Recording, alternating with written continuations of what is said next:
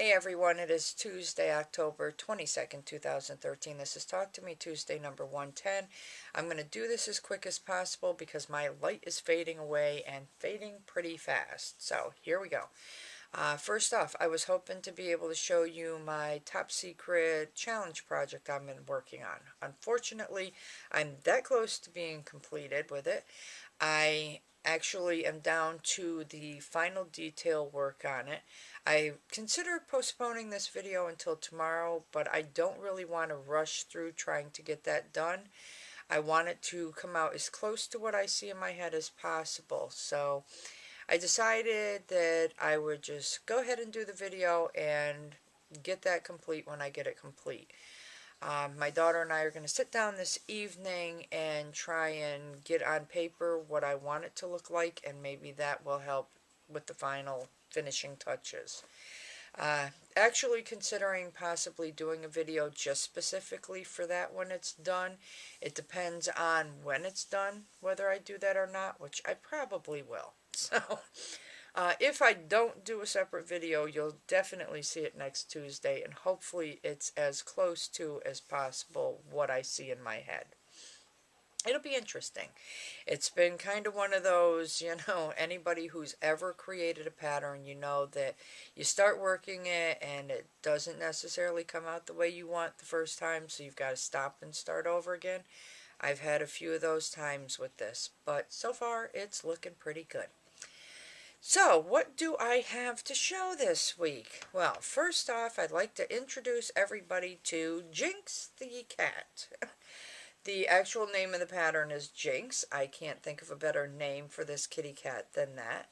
It is a pattern that was actually gifted to me by somebody from Facebook. He had shown a picture of the one that he completed, and I was like, oh my god, that's absolutely, I gotta do it. I've got to try it. I inquired about the pattern. He told me where to find it. I went, I looked, I added it to my cart. I thanked him for it, told him it was added to the cart, and he was a sweetheart and actually gifted it to me. So, this is Jinx. It's a rather interesting kitty cat. Fits well with the holiday theme for Halloween. I used fall colors here. I don't remember what color. It is a Red Heart Super Saver. I don't even know if you can still purchase it because it has been, the yarn's been here for a while. You may not be able to. And then I believe this is Spring Green for the face and the hands and feet. But the most difficult part of this for me was actually the increasing between the body and the head, because I'm working on double pointed needles and there's a lot of increasing, so it created some pretty tight stitches, but I managed. And the eyes are actually from the eyes that Miss Erin sent me, and thankfully she sent them to me, or I would have probably had to try and crochet an eye as big as this kitty cat needed. So there he is. He has this little nub of a tail, which reminds me of a couple kitties we've had in the neighborhood. They're a special breed. I don't remember their name, but yeah, so there he is. He's done. And in thanks for him gifting me the pattern, I decided to do a gift in return, and I offered to make a squazzle for him. I sent him a picture of the different colors of yarn that I had, actually 4 pictures, so that he could tell me which one it was that he wanted.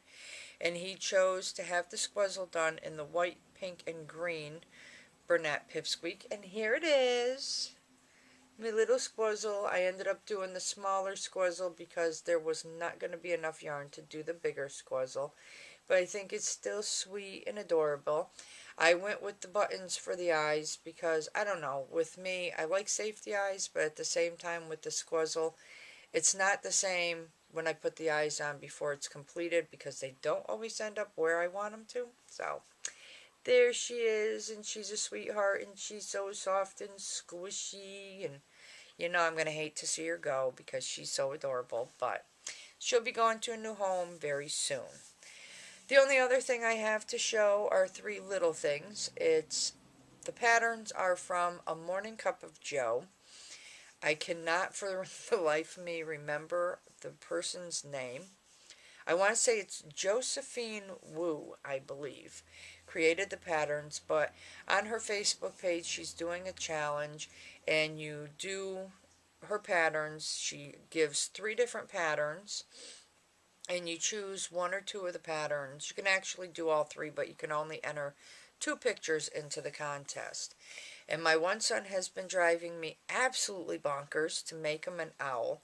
And one of the patterns for the challenge is her little hootie owl, her little owl. So here's his little owl. It is very tiny, as you can tell. The only part that's crocheted is the actual head body. I don't know what you would call it. The eyes are done with felt and safety eyes, and the beak is stitched on. So there's his little owl. Very quick, let me tell you, this pattern is so easy. All these patterns. The next pattern she had was for a baby ghost, so I've made one of those as well. And this is actually a revision of the pattern.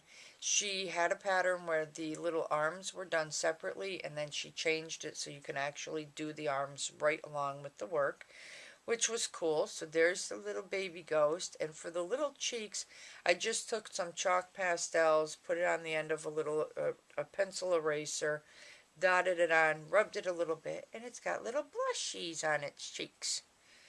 So there's another one. And last of all, she has a candy corn pattern, which she actually turned into, I believe it's a zombie and a Frankenstein.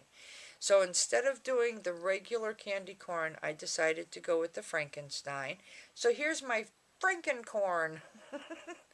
I think he's really cute. He's got the little bolts on the side of his head and a little scar up here. And I think he's super cute. And since you can only enter 2 pictures into the challenge, I was thinking, because my son is driving me nuts to make him another owl, that I'm going to make another owl, and I'm going to take 1 picture with the owl in the Frankincorn and the other picture with the owl in the baby ghost. And that'll be my 2 entries into the challenge. But these are so easy. The patterns are super quick, super easy, don't take any time at all. Very little bit of yarn used for it. In fact, the black on my Frankincorn was just this little tiny ball of scrap that I had. That's how much. It doesn't take much. So I will definitely put a link in the description to her Ravelry page, as well as to the Jinx pattern on Ravelry. Anyone who's interested in it, give it a shot. They're a whole lot of fun, and they are so fitting for the holiday. So other than that, that's it. No further work on my entrelac scarf or my cardigan. I really need to get back to getting those done. I also need to start thinking about what I'm going to do for people for Christmas as well. So yeah, because before you know it, that'll be here too. So yeah, I think I'm about done. Other than that, I can't think of anything. Yeah. So it's been chilly. I don't know what the weather's been like where you're at, but it was downright cold today. So thank goodness for sweaters and crocheted slippers and socks and stuff to help keep the feet warm, because it's been cold. But I hope everybody is having a wonderful beginning of fall. We'll be setting the clocks back pretty soon. Yay! Extra hours sleep. Other than that, okay, now I'm just rambling, so I guess I need to go. So I look forward to watching everyone's videos. I hope you all have a wonderfully crafty week and a wonderfully crafty weekend. For me, I'm out of here. I'm going to go get this edited and uploaded. For you, it's good morning, good afternoon, good evening, good day, whatever it is. I really do hope it's a great one. And I will definitely see you all next week. But look for me sooner, just in case I do get the project done and do a video for it. So, that's it. Okay, I'm out. Goodbye.